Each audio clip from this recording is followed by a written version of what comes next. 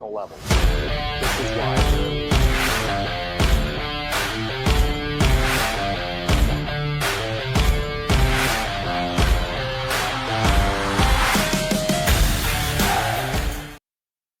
Hey guys, welcome back to the Baseball Recruiting Deep Dive podcast. Today we're joined by Sean McSheffery from Arizona State, the Director of Player Development there. Quick bio on Chef, head coach at Hendricks. He guided them to the first ever conference championship, was a hitting and infield coach prior to becoming head coach. Spent time as an assistant coach at Chipola College. Obviously, you guys know one of the best JUCOs in the country. And also with the San Diego Padres in their organization. So Sean, thanks for joining us. Thank you so much for having me on. Yeah. Yeah, thanks for jumping on, Sean. So, let's start with obviously, you've had you've had a bunch of different stops at a bunch of, different types of schools, I guess. Mhm. So, how did the role, come up for you to get that, job as obviously the director of player development with ASU? Yeah, absolutely. So, starting out right when I got done playing, I moved back out here to Phoenix. I was coaching at Phoenix College, and that's where I met Pat Murphy, the Milwaukee Brewers manager. Love it. I worked for Murph for 3 years with the Padres in Eugene, Tucson, and El Paso. 3 of the best years of my life. Loved every second of it. Every Murph story you hear is true, and each one gets better. Um, but then from there, Turtle Thomas was on his staff at ASU, and Turtle was the head coach at FIU. Went down there, worked for Turtle. Turtle is absolutely tremendous. A relentless recruiter. Learned a lot from him, just on that side of it, and then as well as the hitting side. From there, went to Hendricks. Love the Division III aspect. There's a lot of great baseball in Division III, and um, I think when you're at an academic school like that, like you have to cast a wide net. You can't just really just recruit your own backyard. You have to be up in the Northeast. You have to be in Texas. You have to be in California. And I just really felt that would be a great opportunity to help just kind of grow my network for recruiting. Loved my time there, and then got a chance to go work for Coach Johnson down in Chipola, who is just an absolute legend. I think he has the most major leaguers of any junior college coach in the country. And then from there, got a call from Willie saying, "Hey, I need a guy to really help with recruiting, help with batting practice and hitting fungos, and just kind of doing all the busy work." And just jumped all over it. And our family moved out here, and really couldn't be happier. I mean, I had the best person in the world to work for. So Man, Tempe's not a bad place. Scott's that's not a bad place to be. It may be one of my favorite places in the country. So yeah, I can imagine that wasn't a very hard decision to make that move. no. Um, Sean, so I think first things first, we just start off with the bang. I mean, Arizona State was, I think, really the first school to kind of officially say we're moving to 34 full scholarships. So talk us through that and what your guys' strategy is going to be. I mean, are you excited to just call a kid and be like, "Hey, we're making an offer. It's full ride." What does that look like for you Absolutely. guys? Absolutely. I think, with a decision like that, you're right. Arizona State was the one of the first ones that came out and said that. Those aren't easy decisions. I think at times people believe that Power Five schools just print money and they can do whatever they want. Like, to fund 34 full scholarships is a very difficult thing, because if you do it for baseball, you have to do it for a women's sport as well. Yep. So I think that just shows, that's just a testament to President Crow and then Graham Rossini, who was an ASU baseball player, just how much they are behind ASU and helping Willie and his staff bring it back to where it needs to be as one of the top programs in college baseball. And you're right, it is amazing to call a kid and say, "Hey, you want to come here? Everything's taken care of." That takes, it's very different from when you had the 11.7 and you're like, "Do I go in state, out of state? Can I get this Yeah. guy as a walk on? Can I get this guy for that?" And as you guys know, there's a lot of conversations that go into that, and how do you maximize stuff. So I think I think with that, it's allowing coach to be very selective, and making sure we got the right kid, the right player, and using all the different data stuff that we can, in terms of every stadium has TrackMan. So now if it's in the transfer portal, Coach Ellison, our hitting coach, who did an unbelievable job with our hitters this year, he was a pro scout, so he really understands, a guy's chase rate, contact rate in the zone, making sure that we're bringing guys to the table that have the numbers that he feels that we need to be successful offensively. Jeremy Accardo, who came to us from the Milwaukee Brewers, just did a tremendous job with our pitchers this year. Again, is very big into the data, so taking the numbers that he likes to see in the spin rate and the vert and the horizontal break, and it really helps us kind of hone in and say, okay, these are the portal guys I think we should go after. And then when you take a look on the high school side, Perfect Game, PBR, they're doing a tremendous job. Almost every game has TrackMan, GameCast, all that stuff to where, again, we can take the information that we see. These are the numbers that you guys like to see. This is what we're hearing about the kid and the work ethic, and this is what we see on the competitiveness, and really kind of focusing on the guys that we want to just go out and get. Yeah. Yeah, so I guess when when you're targeting the high school player, obviously you have the mix of JUCO and transfer guys on your end. Does that high school player have to be a kid where you are confident right now he will have a shot to compete for innings or at bats as a freshman, with it being all full scholarships at this point? 100%. I think, I was having a great conversation with a high school coach yesterday, just how much it's changed over the past few years. Yeah, I mean, with 34 fulls, like you have to, and rosters shrinking. The Yeah. rosters are, we're 38 to get to 34. You have to find a guy that you feel can play right away. So that's where, with Coach Ellison, he's really big on contact rate in the zone, chase rate. That we're bringing in guys that don't swing and miss in the zone, that don't chase out of the zone, and we feel are ready to hit right away. The pitcher that we feel is going to compete right away, not just a fastball has to be this to this. What's the spin rate like? Can you pitch up in the zone? What's the break like on the slider? Is it out of the same tunnel? Do we feel that they can come in and compete right away? And then is it the right kid? Right? You can look at all that stuff, and it takes a different animal when there's 6,000 people in the stands. Yeah, I think Sean, like I think some people just assume that, oh man, it's got to be the easiest thing in the world recruiting with all full rides, but I think there is a temptation to kind of just spew the scholarships out for, like, if you would just be like, oh, we have all full rides, we can just, yeah, we like that kid, give it to him. But you're saying, and we have to be more selective now because we don't want to bring in guys that we just like. We have to love them. So for those high school guys, when you're out watching them, you talked about chase rate and obviously contact rate in the zone and some of the metrics pitching wise. But as far as kind of behaviorally, mental toughness, when you're watching a high school kid, what are those things that you think when you're watching him, oh, this guy's going to be able to compete. He's going to be able to deal with failure when he gets here. Yeah, absolutely. I think one of the easiest things that Coach Murph always talked about was when you're just sitting at a game, put your notes aside and just who's the guy that you can't take your eyes off of. Like, I just can't take my eyes off this kid. He plays with his hair on fire. He's the first one out of the dugout, sprinting on the field, and they just play with a different energy. They play with a different confidence. And then also, yeah, like I want to go to a game where we're going to see him fail. So one of the things I try to do for Willie is make sure when he's going out to watch a hitter, try to pick a game when he's going to face a top pitcher. That's going to let us know, like, hey, Yeah. can he handle the competition? But then if the first at bat, does he punch out? Was he like going back to the dugout? If he's going back to the dugout with confidence and his chest up, like, all right, just, like Larry Bird always used to say, if he missed a shot, I can't miss two. If he has that confidence, all right, next time up, he has a great at bat. Okay, that tells us this kid can handle failure a little bit and he doesn't get down. Or if it's a kid who just can't handle it, is emotional, like, you're going to fail a lot in college. I mean, that makes you take a second look at a kid. Yeah. Yeah, so you just mentioned, obviously, you sending Willie out to see a game. So in your bio, it obviously talks about recruiting organization as well, which I'm not sure a lot of player development guys have as much of a hand in that. Um, what does that look like for you? Are you doing a lot of, like, cross-checking on guys? Are you, handling a lot of the incoming names, or what does your role look like in that, side of things?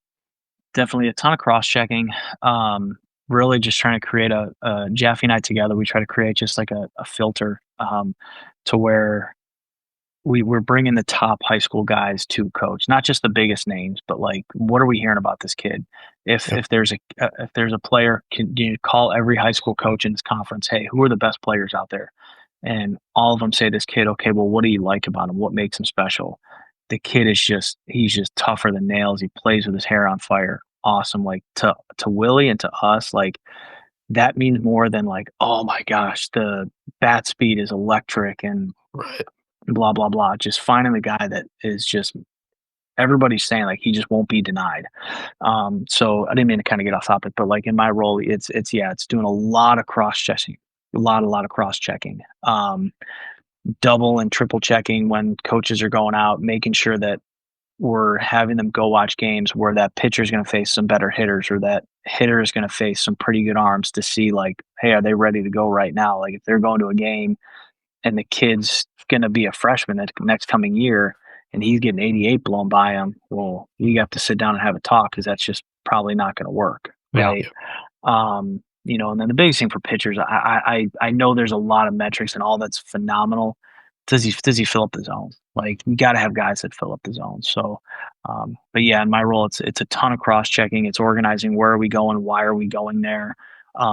A lot of Zoom tours, a lot of phone calls with the families, with the kids, just kind of talking about the program, what we do for development, our plan for them, and then kind of when we get everything kind of organized down to our final 15 to 20 guys, just turn it over to Willie and Sammy. Sean, one of the things we've talked with kind of every coach about is, like we've been talking about a little bit here. I mean, it's never been harder for freshmen to get on campus and earn a spot in the starting lineup just with everything that's changed. Where do you see freshmen struggling the most when they get on campus in Tempe? I mean, is it physicality? Is it dealing with more consistent failure for the first time in most of their careers? Is it the classroom? Where do you think the freshmen are struggling the most that freshman fall when they're trying to make a good impression? I think that's a great question. So I heard Jim Schlossnagle say this. For forever, the biggest jump a player would ever make was AAA to the big leagues. Now the biggest jump a player will ever make is from high school to Power Five. And I think where the failure comes is the game is just older. You have guys that really know how to play. Um, they don't just have great bat speed and they can run. You have pitchers, older pitchers that know how to pitch. Just because a guy, everybody loves the big fastball, but the guy that's 90 to 92 with a ton of movement, the high school kid's never really seen that. He's Yeah. never really seen that. He's seen the 90 to 92 that's straight, right? And it's all over the place. It's not really commanded. Yep. Absolutely. And then all of a sudden he drops a changeup that starts middle and then just runs off the plate. Yep. I think that's where you see guys are just like, whoa, they're like, hey, I'm not in Kansas anymore. It's the game. You have to really focus in your preparation. There's purpose in your preparation. Absolutely, 100%. What you said about the physicality, like yes, like you got older men and these are young kids. Coach Bloom is really big with us since it's so hot here in the fall. We try to get them in and we try to just really get them lifting before we start our fall. So just try to get their bodies caught up because they make a huge jump between their freshman year and their sophomore year. I believe you see the biggest jump in a player's career. Yeah. Yeah, so let's talk through kind of how I guess that incoming summer looks for freshmen. Are you setting those guys out to play summer ball and everything, number one? And then I guess a day in the life of the fall would be helpful for Yeah. guys to hear as well. So I brought this up to coach. I think we're going to talk about it as a staff. I personally think a lot of these incoming bats, these freshman bats, need to get sent out to the MLB league out east, to the North Woods, to some of these leagues where they're going to get beat up, and they're Yep. going to see college pitching. I think that's good for them. Our guys usually get here early August. And then from then, it's really getting them introduced to the weight room. Ted, our strength coach, is tremendous, and I think, really get them to understand the weight room isn't just, hey, I'm going to go on and bench and squat and clean and all that. No, like there's a ton of stretching that we do. There's a ton of hip mobility and ankle mobility that we do. Different players need different things, like getting them to understand their body, the guys that need to do explosive lifts. So really teaching them the weight room and also teaching them how to eat. I think that's like one of the biggest things when you go to a Division I school is the nutritionists are they're a game changer. They're on a whole nother level. Like you got kids that are used to lifting and then they don't eat anything for another 3 hours. Well, like that doesn't happen anymore. They're showing them you need to do this, you need to do that. You're not running to McDonald's. So and then in the fall, they lift. They believe it's 4 days a week. So they do their lifting. They have class, and then we usually start practice around two or three. We'll practice till about 5:30 and get them home to eat and do it all over again. Sean, what is your guys' and we've kind of been hearing this more, especially from, kind of the Power 4 schools when they're looking at transfer additions. I feel like this year more than ever before, guys are favoring kind of the portal guys that have all the, you have synergy video on them, a lot more data than the JUCO guy. What is your guys' strategy when looking at those two different kind of players in particular? Are you more inclined to go after a portal guy because there's way more data on him than a JUCO guy who even may still be close to as good or maybe just as good? Yeah, I think so. I think one of the big things that we try to look at is just what do they do against Power Five schools? I think that's an easy thing to look at. I think it helps you rest your pillow on at night, right? Like you're having the pillow at night. If you see a kid, oh man, he went 6 for 10 against an SEC program. He's faced that velo. He can handle it. Me personally, I love JUCO guys. I think Yeah. they're tougher. There's something to be said for the kid that has to carry the batting turtle all the way down to hit. But I think you're right. Like there's so much more data on the Division I guys with synergy and everything else and who they're facing. That can help you make a little more of an educated decision. Yeah. So with that, I mean, obviously you guys had it was nine draft picks this year, is that right? Yep. So 9 draft picks, you have 4-year transfers, you have JUCO transfers. Um, how do you envision that challenge looking for just keeping a good culture moving forward? Or do you feel like Willie and the staff, you guys do a really good job of setting that tone kinda early in the fall? Willie's unbelievable at it. Yeah. He is a gift of just communicating with people. So I think the culture is always going to be great. Because he's really hard on me making sure that I'm making those phone calls. Who's the kid? Is it the right kid? Is he going to work? Oh, he's a great kid. Okay, well, what makes him great? Is he helping old ladies cross the street, or is he a kid that's just he's never going to miss things? He's always going to do what he's supposed to do. He's going to pick up his teammates. Yeah. I think you look at two of the guys we got out of the portal, Kyle Walker and Matt King. Both had unbelievable years, great talents, but they were like two of the best kids I'd ever been around, and a lot of that is Willie really being hard on us, like, "Guys, we gotta bring in the right guy," and then you have some guys that may wanna go one way or another. Willie's great at just bringing him in his office, like, "Hey, this is why you gotta do this. This is why we gotta do that. This is why we do this here." He's just really good at sitting down with a kid, talking to him, and then he's just awesome to be around. Like, he just creates such an environment. He's not breathing down your neck. Um, he just kind of allows you to fail, and he just creates this environment where you just want to be all the time. Like I've never wanted to work harder for somebody in my entire life, and that's just Yeah. who he is. Sean, not only are you guys going to or, kind of already are at 34 scholarships now, but you also got a brand new $15 million indoor facility, player development facility. What are you guys gonna be doing in there? What kind of technology are you gonna be using? Just go ahead and plug the brand new facility you guys have at your disposal. Yeah, so a lot of that was our pitching lab, and Coach Accardo is unbelievable with that stuff. He's got the force plates, we got the TrackMan, Edgertronic camera. So I think with that, he is just really he's great at teaching guys. This is what each piece of technology is used for. We're not just getting this stuff to look at numbers to you put it in your locker and say, hey, you need to fix this. He sits them down. He teaches them this is what we're looking for with each thing. He pairs guys together so that are working on similar things so they can hold each other accountable. So I'm really excited to see where he takes our pitching staff with the use of of the force plates and the TrackMan and the Yak Attack and the Edge Tri Camera and all that good stuff, just because he really understands it, and I believe that's the language a lot of these pitchers speak now. They love that stuff, and I think the cool part about it is, since it's an indoor facility, the guys just love being in there. They love being in there. They love working with Jeremy. So, that's been amazing. We have the hitting cages that were built a few years ago, that guys can swipe their card at any time and go in and hit. And it's really cool when you roll up to the stadium and all of a sudden there's 4 cars already there and it's 7:30 in the morning. You're like, "What are you guys doing?" They're like, "Ah, we want to get some swings in. Coach and I were working on this Yeah. before class," and I'm like, That's awesome, man. Like, Yeah. go to it." So I think that just you see the commitment from the university to helping Arizona State get better and helping the player development, and it's just cool when you give guys these opportunities and you see them just taking it and running with it. Yeah. Yeah, that's incredible.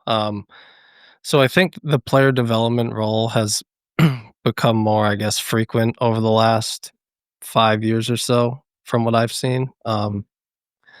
Just kind of fill us in. What's your day-to-day operation? How do you work hand in hand with the hitters and the pitchers? And I guess, yeah, I'd love to hear what your main role is to help Yeah. the position coaches. Absolutely. So I think it's, we get in, we have our meeting early in the morning, going over recruiting, going over the day. From there, it's just making sure that, um, I'm working with the student managers, making sure that the machines, everything's set up to where it needs to be so that practice can run smooth. We're not stopping practice to get a machine out, get it set up. And then from there, working with Goffy. Hey, Mike Goff's our, he helps with Coach Bloom, and he helps with the infielders as well. But like Bloom basically telling us, guys, this is what I want. This guy, and this guy working on, and then Goffy and I kind of get everything set up Okay. to where practice can run that way. Helping Coach Ellison, hey, we have these machines set up for breaking balls, making sure we have people feeding them, myself feeding them or student manager feeding them.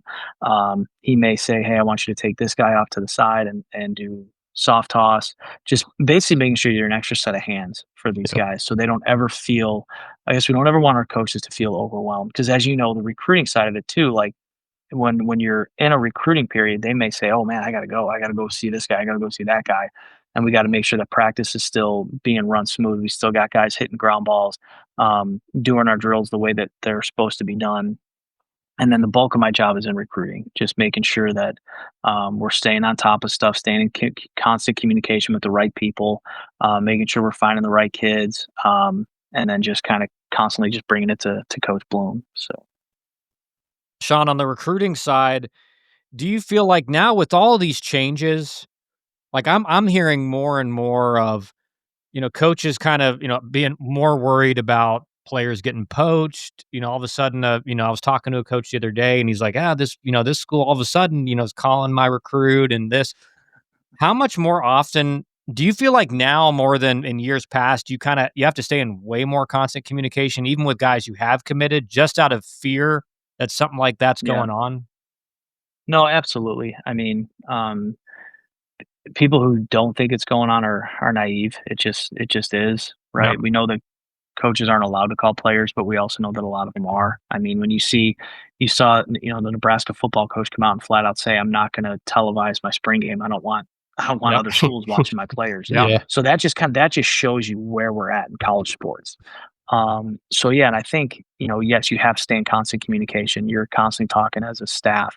Is there anybody that we think we might lose? Well, so you're prepared for it. But I also think just the culture that Willie creates, how he's constantly talking with players. I think it's different when the head coach is the one doing it. He's constantly talking with players. He's constantly working with players. He'll go down and throw batting practice, or he'll throw live at bats to guys. He'll be out there taking ground balls with guys working on footwork. He'll go out to the outfield working on footwork with outfielders. So I think when they see that, that helps a ton, that like, hey, your head guy is just busting his butt as hard as he Yeah. can for you. And then I think also with him too, having just very real conversations with guys like, hey, are you thinking of leaving? You haven't played a lot. If so, we need to be ready to get another guy. We don't want you to, so I think that's pretty much how the best way to do it. Yeah.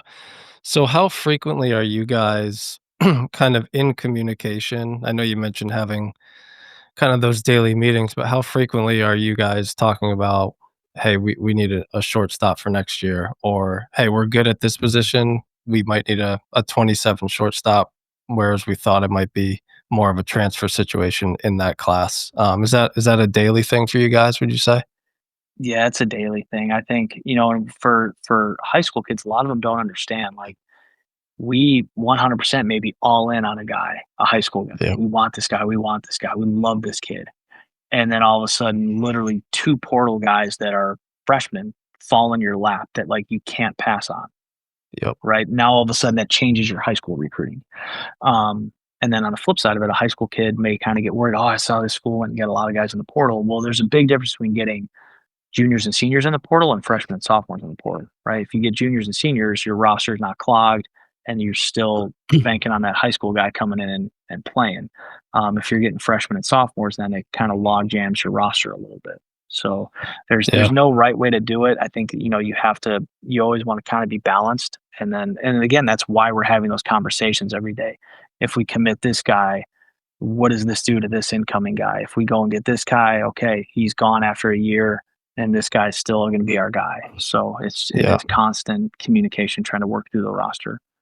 Yeah. I feel like I've had a lot of those conversations this year where a coach is on a kid, on a kid, on a kid, and then out of nowhere, I'll get the text. It's, "Hey, sorry, we just filled that spot with a guy that has 3 years of eligibility." And Yeah. I think the high school kids, it's hard for them to know to accept that reality. But I feel like that happens so many times to me this year.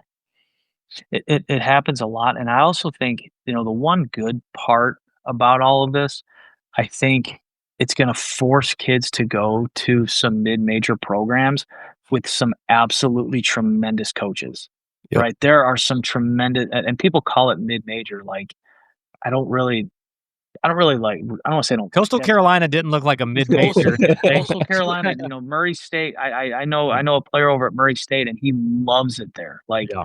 those aren't mid-major programs. Those are great programs. Those are great opportunities that, if I have 4 boys. If one of my boys wanted to go play for one of those programs, heck yeah. Yeah. I mean, when I coached down at FIU, I mean, Coach Thomas ran a great program. You look at FAU up right up the road. I mean, Mac runs an unbelievable program. You look at what Texas State has done over the past Yep. few years, just like guys that are grinders, that are tough, that care about their players. So I think that this is going to kind of smooth the talent out and show guys that there's great programs everywhere. Yeah. Not even honestly, not even just the mid-major or low-level Division Ones. I feel like some of the D2s and D3s they're Absolutely. getting some studs now, and I still we all still have the conversations where kids are not totally interested in the D2 and D3 route, but the reality is those those programs are just gonna keep getting better and better as well. They are, and some of the greatest people I've ever met are Division two and Division three coaches. It's something to be said for a guy that is going to go out and take care of the field, go out and recruit. He's the academic coordinator. He's the ops guy. He's the hitting coach, the recruiting coordinator. He's doing it all. And there's just some great people out there that kids should love to play for. And I think if people can get past the Twitter post and the bumper sticker, they're going to realize that there's some great opportunities out there to have experiences that they'll never forget. Yeah, exactly. Go ball out at a D2 or a D3, and Absolutely. guys like Arizona State Go and in the other portal. big time schools that they're going to want you. Sean, obviously it's getting to a point now. You're about to be really busy because August 1st is coming up. We got the football futures games. I'm going to be driving up there after we end this podcast. What is your guys' plan for August 1st and beyond with 27s? Do you feel like you guys are gonna be pretty aggressive on August 1st, or are you gonna, is there a few guys you like and you're gonna kinda wait to see Mhm. how things play out? Like, what's your guys' strategy, as much as you can say, gonna be Yeah. August No, 1st? I think we've done a good job this whole past year making sure that we're collecting the right names, we're following the right guys. Um, watching how they do, whether it be game changer or perfect game stuff. We have Coach Accardo and Coach Ellison are at the futures games right now, and just making sure that we were making really educated decisions. And yeah, we'll be aggressive. Coach Bloom's always going to be aggressive. He's always going to want to get the best of the best to want to come to Arizona State. So I think it's a lot of meetings leading up to it, to make sure that when that day hits, we're making the right phone calls and calling the right kids, the tough kid that loves baseball, not the kid that there's a lot of kids that just want to be recruited right now. There's a lot fewer kids that want to compete. Yep. Just making sure we're calling the kids that realize that Arizona State is a special place because of the people. And so, yeah, absolutely, we're going to be aggressive. So when you are evaluating those high school kids, how much of a factor, I guess, are the metrics, the data, all that information you can get behind them, on each guy now? Are you using that, to really see who this kid can be down the road, or is it more just trusting the gameplay, trusting your eyes, watching him out in the field, at this point? No, I mean, I think it all works together. So, obviously, I'm a big believer in recruiting through relationships. Find the right people. Baseball people know baseball players. Mhm. And then there's a style that Coach Bloom wants to play, right? He loves to run. He wants athletic guys that can play multiple positions. Okay, well, the guy that's a big hitter, that's a log jam at first base or DH, maybe you get one of them, maybe not. It's not saying the kid's a bad player. It's just Coach Bloom wants a certain type of player here. So yes, using the metrics like, do they swing and miss? What's their contact rate in the zone? Do they steal bases? Can they pick up the baseball and throw it accurately across the diamond? I know pop time is always the big thing with catchers, but like, do they throw guys out? If you can get TrackMan, you can kind of see like, what are they getting are they getting the low pitch? Like, what area do they struggle with? Are they losing a ton of strikes to where you're like, man, I don't know. I don't think this is going to work. So I think using all that combined with the relationships that you have of finding the right kid, finding the kid that loves to work. I'm a big believer that in recruiting, you're either an and guy or a but guy, right? Like, take two guys, and he's the hardest worker on the team, and he's a team captain, and he's the toughest kid, but he doesn't love the weight room, but the parents are a pain in the neck, but like, which guy are you going to take, right? So make sure you're finding the right guy, and then using the metrics to make sure that he has skills that can bring value. Yeah. On the flip side of that, I mean, what are the things, especially for the high school players, what are those red flags, Sean, that you're out watching a player and you see him do this on the field? What are those red flag behaviors that you see and you're like, man, I think he's a good player, but I don't think he's a guy for us.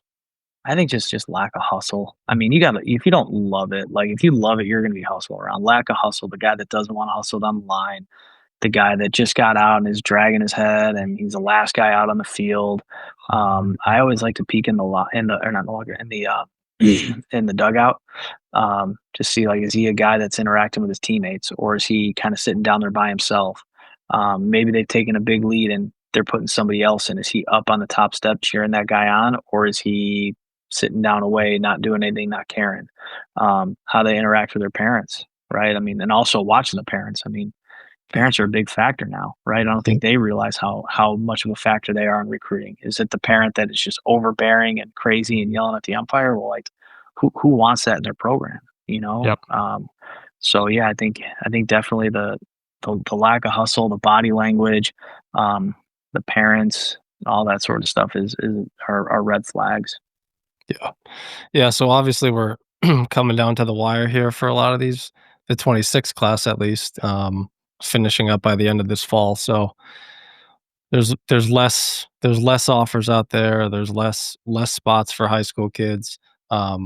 For those kids going through the process right now, like what are some pieces of advice you would give them, and if you were guiding them to make a decision, what are some of the biggest factors for you that you would have them kind of look at? Yeah, I mean, I think if you're 26, take baseball out of the equation. Do you want to be at that school, right? Like, finding the right school first and foremost, um, and then just realizing that everybody has a different path. You're not settling, like, you're not at all settling. I have a good friend who's a head coach at Northern Illinois, and I some of the guys that he's gotten, I'm like, man, these guys are going to be studs, just because just because of how he coaches and how he works on. Um, so I think for a lot of those guys, sometimes when they don't get that big Power Five offer, they're just like, oh, I'm just going to go here. No, like go to that program and Yeah. say, hey, look what Murray State did. Why can't we do that? Look what Yep. Coastal Carolina has built. You know, the whole story behind Gary Gilmore there is just incredible. Um, are you interested? Are you committed? Right? Like don't be the guy that's just interested, like, oh, I'll go there as long as things go my way. Like be committed. Say, like, I'm going all in. I'm gonna give everything I have to Yep. this program, to this coach. I'm gonna buy in. I'm gonna be the best teammate. Pat Murphy always used to call it palm down. Everybody right now is this: palm up, gimme, gimme, gimme. What's in it for me? What are you gonna do for me? Like, be this guy. Like, I'm gonna do whatever I can do to help this program. I'm gonna be the best in my role. Realize that roles change over the years. Realize that college baseball is hard, and embrace the hard and love it. And then a few years from now, if you do all that, you might wake up going to a stadium. You're going, how the heck did I get here? Yep. Oh, that's awesome. Sean, thanks so much for doing this, man. I think a lot of great points. I think it's great for families to hear. It's like from really the first school that's publicly like, we're going to go to 34 full scholarships, but also I think a lot of great information. So just thanks for joining us, man. Really appreciate it, and hopefully we can have you on again next season. Maybe you guys make it to Omaha. Heck yeah, man. Thank you so much.